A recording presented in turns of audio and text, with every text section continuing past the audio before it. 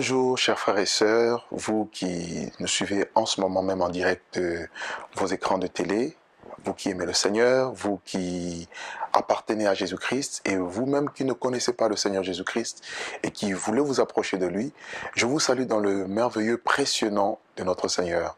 Je m'appelle Douglas Kungeka et je suis serviteur de Dieu, enfant de Dieu, votre frère, si vous êtes enfant de Dieu. Et je voudrais prendre ce temps pour partager avec vous pendant quelques temps la parole de Dieu dans cette émission intitulée « La voix qui crie dans le désert ». Et avant cela, je vous invite à la prière.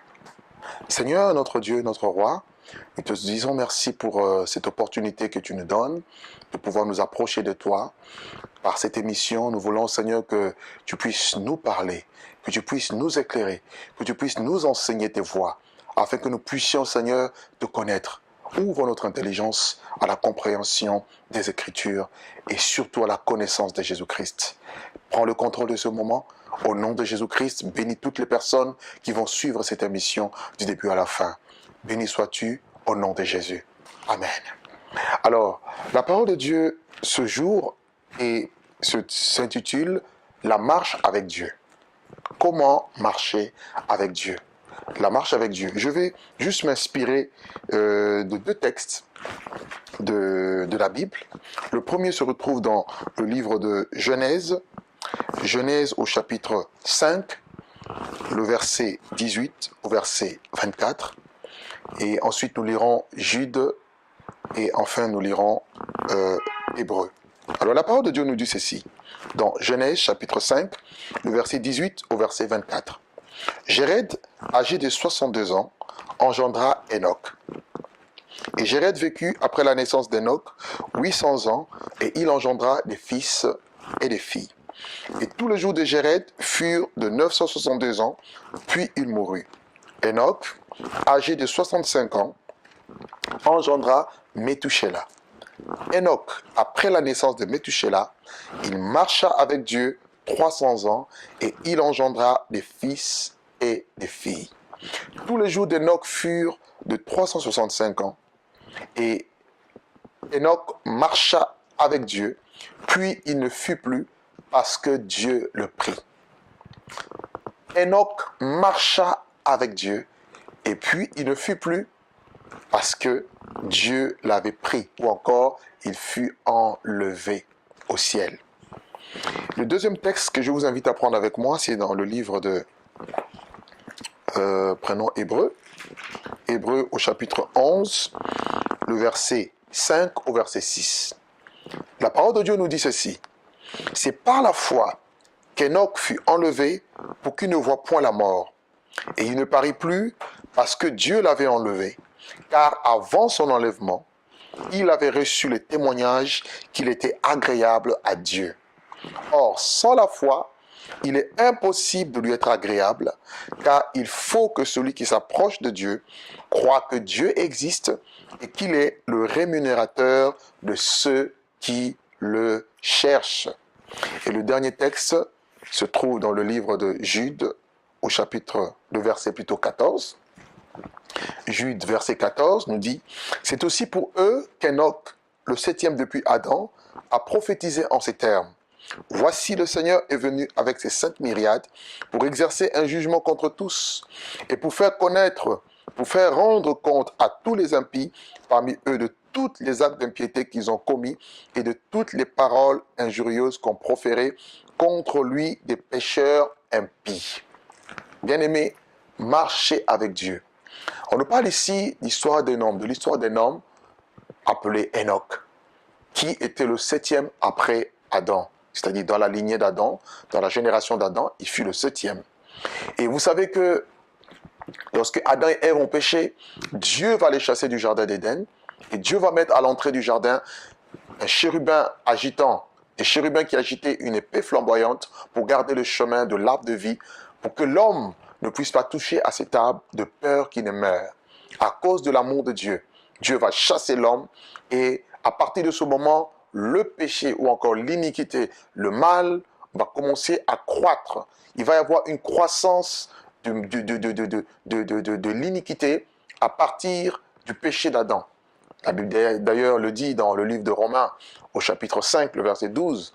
Et comme par un seul homme, le péché est entré dans le monde, et par le péché, la mort. Et c'est ainsi que la mort s'est étendue sur tous les hommes, parce que tous ont péché. Et dans Romains 3, il est dit que tous ont péché et sont privés de la gloire de Dieu.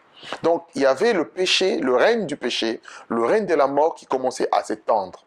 Ce qui a fait que dans la descendance d'Adam et Ève, Adam aura deux fils. Le premier, c'est Caïn. Ensuite, il va y avoir Abel.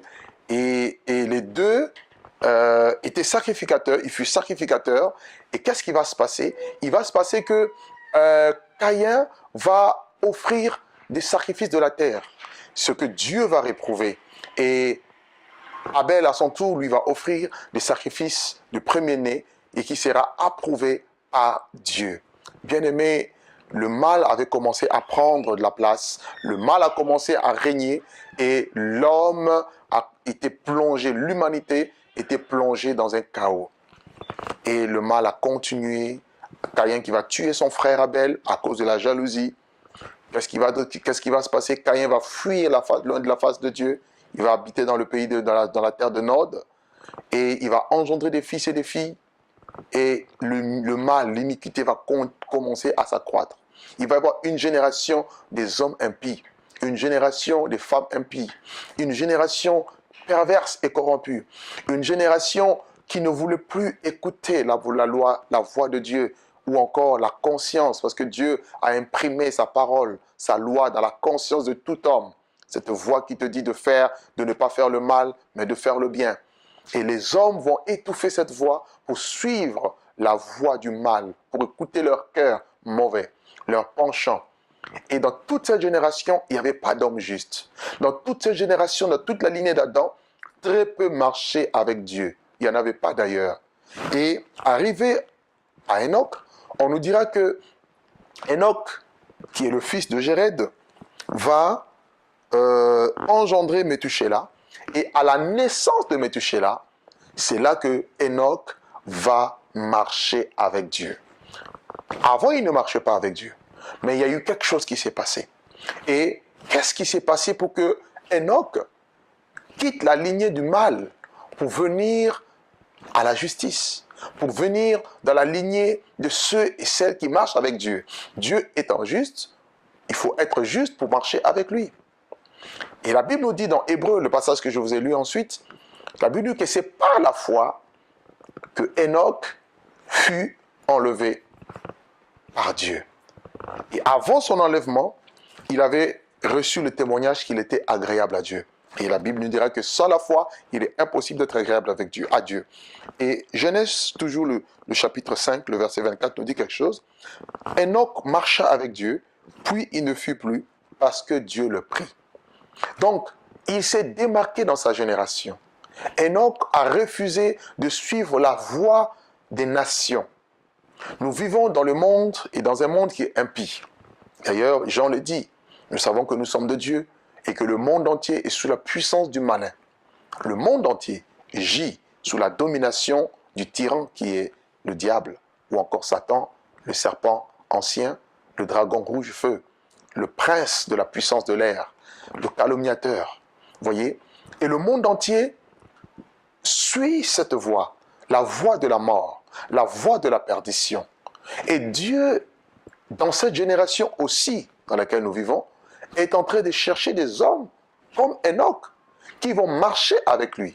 Cela veut dire qu'ils vont se démarquer, qui vont refuser de suivre les voies des nations, les coutumes de peuple, et qui vont adopter la parole de Dieu, qui vont accepter la parole de Dieu. Romains chapitre 10, le verset 17 nous dit, « Or la foi vient de ce qu'on entend, et ce qu'on entend vient de la parole de Dieu. » Parce que c'est par la foi que Enoch a été rendu agréable à Dieu. Donc Enoch a entendu la parole de Dieu. Et Enoch a cru à la parole de Dieu. Et la parole de Dieu l'a justifié. Et c'est ainsi qu'il a marché avec Dieu. Et par la suite, Dieu l'a pris. C'est-à-dire, Dieu l'a enlevé. Ceux qui croient en Dieu, ceux qui croient en Jésus-Christ, ceux qui croient que Jésus-Christ est mort pour leurs péchés et qu'il est ressuscité pour leur justification, sont sauvés. Ils reçoivent la vie éternelle. Et c'est à partir de ce moment-là que la marche avec Dieu commence.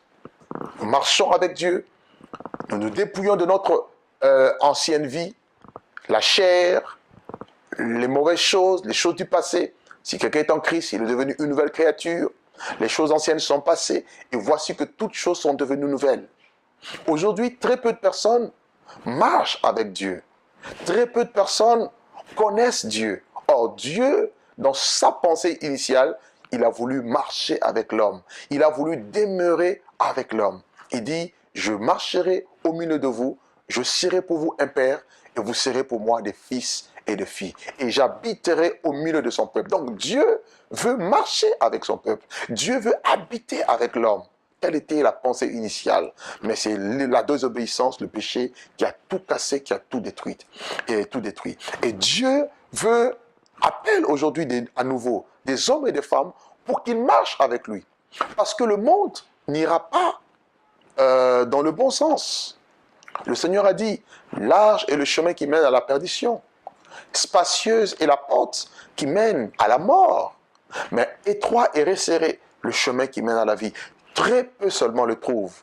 Et je prie que tu sois parmi ce peu qui entendent aujourd'hui sa voix du Seigneur. Comme le Seigneur le dit, si aujourd'hui vous entendez ma voix, n'endurcissez pas votre cœur, comme au jour de la révolte. Il le dit, mes brebis entendent ma voix, et elles me suivent, et ne suivent pas un mercenaire. Et si tu entends la voix du Seigneur aujourd'hui, le Seigneur t'appelle.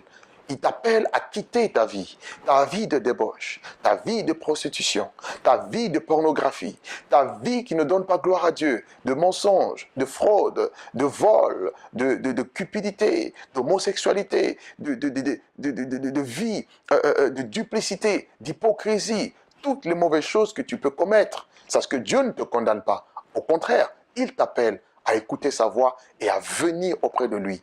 Il dit, venez à moi vous tous qui êtes fatigués et chargés, et je vous donnerai du repos. Et lorsque vous acceptez le Seigneur dans votre vie, c'est là que la marche avec Dieu commence. Dieu commence à marcher avec nous à partir de la nouvelle naissance, à partir de la conversion. Et il nous tient par la main. Il est pour nous comme un ami fidèle, comme une haute retraite. Il est pour nous comme un appui, un refuge. Il est pour nous comme une tour forte. Il est pour nous comme un rocher inébranlable. Il est pour nous comme l'ami fidèle qui ne peut en aucun cas nous abandonner. D'ailleurs, le Seigneur l'a dit, je serai avec vous tous les jours jusqu'à la fin du monde. Dieu veut être avec nous. Dieu veut marcher avec nous. Mais la première condition, avons-nous la foi? Est-ce que nous nous démarquons? Est-ce que nous marchons comme le monde marche? Ne vous conformez pas au siècle présent, mais soyez transformés par le renouvellement de l'intelligence, afin de discerner quelle est la volonté de Dieu, ce qui est parfait, bon et agréable à Dieu. J'invite toutes les personnes à venir à Jésus. Je vous invite, vous qui ne connaissez pas le Seigneur, vous qui ne connaissez pas Jésus de Nazareth qui est venu mourir pour vous, qui est le chemin, la vérité et la vie, à venir auprès de lui et à marcher avec lui. Il veut marcher avec toi, non seulement dans cette vie, mais aussi pour l'éternité. Tu vas commencer à marcher avec lui aujourd'hui et tu vas vivre cette vie en abondance dans tous les domaines de ta vie.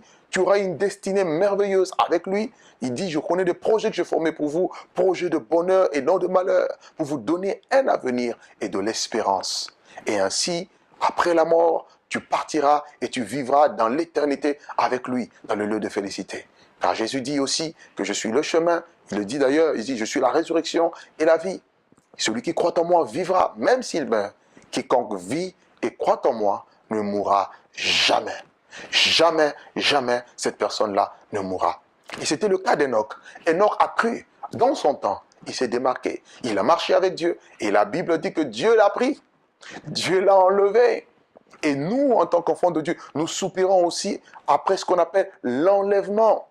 Nous attendons à la 7e trompette. Lorsque la trompette sonnera, le Seigneur viendra et il va nous enlever. Le corps corruptible va revêtir l'incorruptibilité afin que nous partions avec lui. C'est à cause du péché, de l'iniquité, du temps d'Enoch que Dieu a donné à Enoch une prophétie. Bien-aimé, j'aimerais dire à quelqu'un aujourd'hui, le monde ira de plus en plus mal. Quand vous voyez des lois qui sont votées, des lois qui favorisent l'avortement, alors que Dieu dit dans les 10 commandements, tu ne tueras point. Quand vous voyez des lois qui favorisent l'union libre, alors que Dieu dit, tu ne convoiteras point, tu ne commettras point d'adultère, alors que la parole de Dieu nous dit, il n'y aura point de rapport entre hommes et hommes, femmes et femmes, des choses contre nature. Et vous avez les lois de nos nations qui les votent, qui les acceptent, qui les prônent, et qui veulent même imposer ces choses aux enfants de Dieu.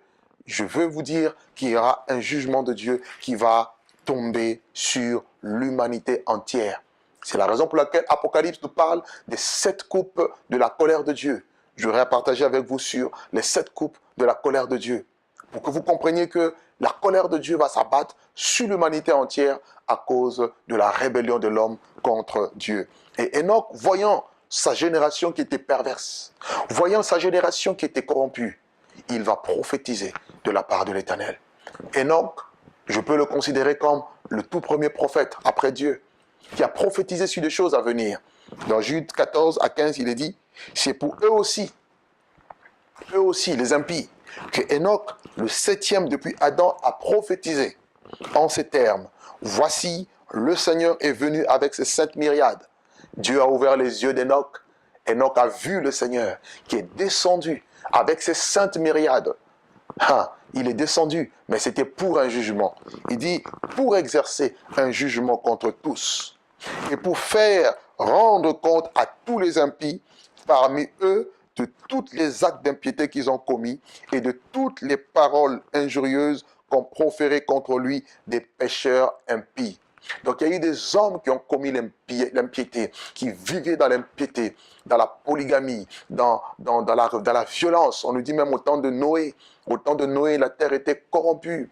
La terre était dans les ténèbres totales sur le plan spirituel, sur le plan moral. La terre était... Les gens se mariaient, ils mariaient leurs enfants et ils ne se souciaient même pas qu'un jour Dieu allait détruire l'humanité par le déluge. Savez-vous qu'à l'époque, la pluie ne descendait pas du ciel. Il n'y avait que la rosée qui montait de la terre. Alors quand Enoch, Noé, le prédicateur de la justice, a commencé à crier la vérité, à crier l'évangile, à crier la bonne nouvelle de la repentance à cause de mauvaises œuvres, personne ne l'avait cru. Pendant plus de 300 ans, il a crié. Mais un jour était venu où Dieu, sa patience était arrivée à son terme. Et seuls ceux qui étaient dans l'arche furent épargnés. Et Enoch avait prophétisé. Il prophétisait pour sa génération. Il disait, sauvez-vous de cette génération méchante, perverse et corrompue. Sauvez-vous de toute forme d'hypocrisie. Sauvez-vous de toute forme de mensonge, de vol. Sauvez-vous de toute forme d'iniquité, d'abomination, de prostitution, de pornographie. Sauvez-vous de la drogue. Sauvez-vous des livrogneries. Sauvez-vous de la magie, de la sorcellerie, de l'occultisme. Sortez de là, sortez de ce monde. Très peu en ont écouté. Et Dieu a fini par frapper le monde. Bien-aimés, vous êtes au courant aussi bien que moi que la terre fut frappée par Dieu par ce qu'on appelle le déluge. C'est la preuve que Dieu est grand et souverain. Et s'il décide de frapper l'humanité, il le fera. Et c'est à cause de son amour qu'il tarde à frapper.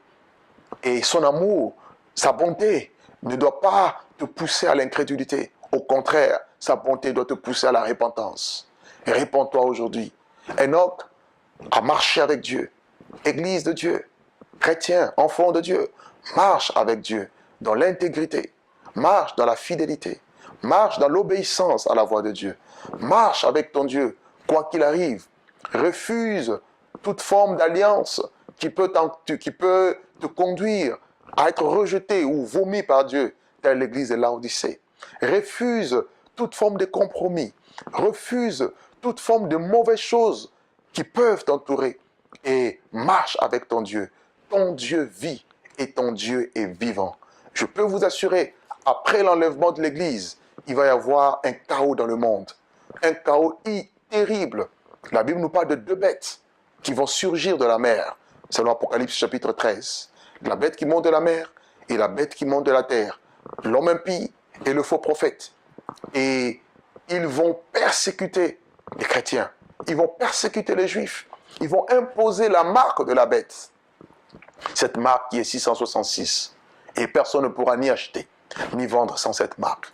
Nous voyons déjà les prémices de ces choses. Regardez ce qui se passe aux États-Unis présentement, avec le système de santé où on impose la puce. Bien-aimé, que celui qui a des oreilles pour entendre, entende ce que l'Esprit dit aux églises. Le Seigneur vient, il revient très bientôt. Il vient chercher une église sainte, sans tache, ni ride, ni rien de semblable. Il vient chercher ceux et celles qui marchent avec lui. Dans 2 Timothée 2, il est dit, le Seigneur connaît ceux qui lui appartiennent. Ce n'est pas ceux qui disent Seigneur, Seigneur, qui entreront tous dans le royaume des cieux. Uniquement celui qui fait la volonté de Dieu. Ne vous fiez pas aux miracles, aux manifestations, aux dons. Mais fiez-vous d'abord aux fruits de Dieu. Car l'arbre est bon, le fruit est bon. L'arbre mauvais, le fruit est mauvais. Marches-tu avec Dieu? Cherches-tu à plaire à Dieu ou aux hommes? Paul dit, si je plaisais encore aux hommes, je ne serais pas serviteur de Dieu. Je vous en supplie, les temps sont mauvais. Je vous en supplie, frères. Je vous en supplie de la part du Seigneur. Dieu veut des hommes et des femmes qui marchent avec lui. Marche avec lui dans le secret. Dieu voit les cœurs. Dieu voit le secret. Tout le monde peut te condamner. Tout le monde peut t'approuver. Mais si Dieu te rejette, tout le monde peut te condamner. Mais si Dieu t'approuve, le plus important, c'est d'être approuvé de Dieu et par Dieu. Marchons avec Dieu. Vivons avec lui. Craignons-le comme Enoch, comme Noé. Et le jour de l'enlèvement, nous serons sûrs et certains, quoi qu'il arrive le jour ou la nuit, pendant que je suis au travail ou pendant que je dors, j'entendrai la voix et je partirai avec lui pour l'éternité. Que Dieu vous bénisse richement et je vous dis à très bientôt dans notre prochaine émission, La voix qui crie dans le désert. Que Dieu vous bénisse au nom de Jésus. Amen.